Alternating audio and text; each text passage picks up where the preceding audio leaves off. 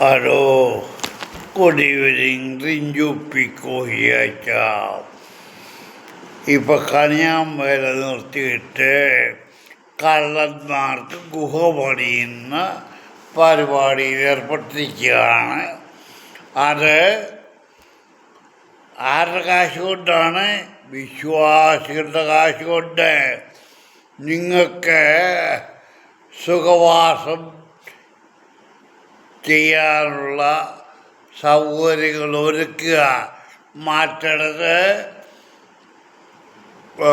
മാമൂദിസ തൊട്ട് ഇവിടെ മറ്റേ തൊട്ട് മറ്റിടത്തിത് എടാ കുണം പിടിക്കാത്ത റിഞ്ചി പിക്കോശി വെച്ച നീ മനസ്സിലാക്ക.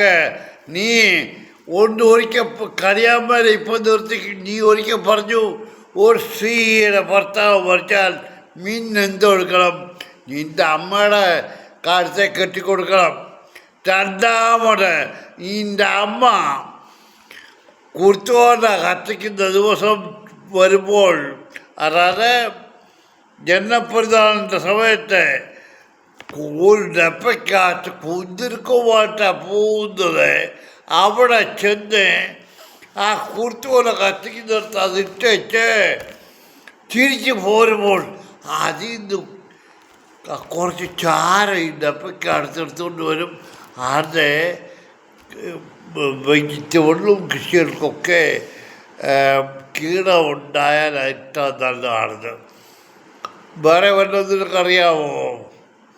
മന്ത്രകോടി കയ്യിൽ നിന്ന് പോയാൽ എന്ത് പറ്റുമെന്ന് വരെ നീ പറഞ്ഞിട്ടുണ്ട്. അതും ഞാൻ കൂടുതൽ പറഞ്ഞില്ല. ഇപ്പോൾ നിൻ്റെ ജോലി കള്ളന്മാർക്ക് ഗുഹയുണ്ടാക്കുക. ആരുടെ കാശ് കൊണ്ട്? അതും വിശ്വാസികളുടെ കാശ് കൊണ്ട്.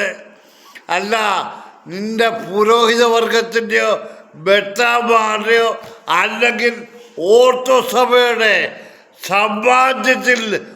ഓർത്തോസഭയുടെ സമ്പാദ്യം എന്ന് പറഞ്ഞാൽ വിശ്വാസികളുടെ കാശ.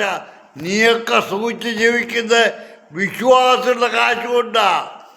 അതുകൊണ്ട് ഓർത്തുകൊള്ളുക, നിൻ്റെ ഈ പണി അധികം നാൾ നടക്കത്തില്ല. ഏതായാലും വിഡ്ഢികളായ വിശ്വാസികളുണ്ട്. കാരണം വിഡ്ഢികളെന്ന് പറഞ്ഞ് അവരാരും ബൈബിൾ വായിക്കത്തില്ല. അതുകൊണ്ട് നീയൊക്കെ ഇങ്ങനെ രക്ഷപ്പെട്ട് നിൽക്കുന്നു. നടക്ക. എത്ര നാൾ റിഞ്ചി പിക്കോശി അച്ച. എടാ നിൻ്റെ പോക്കറ്റിൽ നിന്ന് 10 പൈസ എങ്കിലും കൊടുത്ത് ഒരു ദേവാലയം പണിതിട്ടുണ്ടോ? നീ അല്ല, നിൻ്റെ പുരോഹിത വർഗം അല്ല, നിൻ്റെ മെത്രാന്മാർ. ഇവരുടെയൊക്കെ കൈ കിട്ടുന്ന ഒരു മെത്രാൻ ഒരു ദേവാലയത്തിൽ വന്നൊരു ശുശ്രൂഷ ചെയ്ത് കുർബാന ചൊല്ലണമെങ്കിൽ അവനതിന് ചട്ടപ്പടിയുണ്ട്. ഇറ്ററുവാന്നുള്ള അത് കൊടുക്കാതെ അവൻ വരത്തില്ല. ഈ കാശൊക്കെ എവിടെ പോന്നു? നിന്നെയൊക്കെ ഞാൻ എൻ്റെ ജീവനോട്ടിരിക്കുമ്പോൾ ഞാൻ പറയുന്നു, നീയൊക്കെ എത്ര നാൾ ദൈവം ചാട്ടവാറെടുക്കാൻ സമയമായി നീയൊക്കെ കണ്ടു.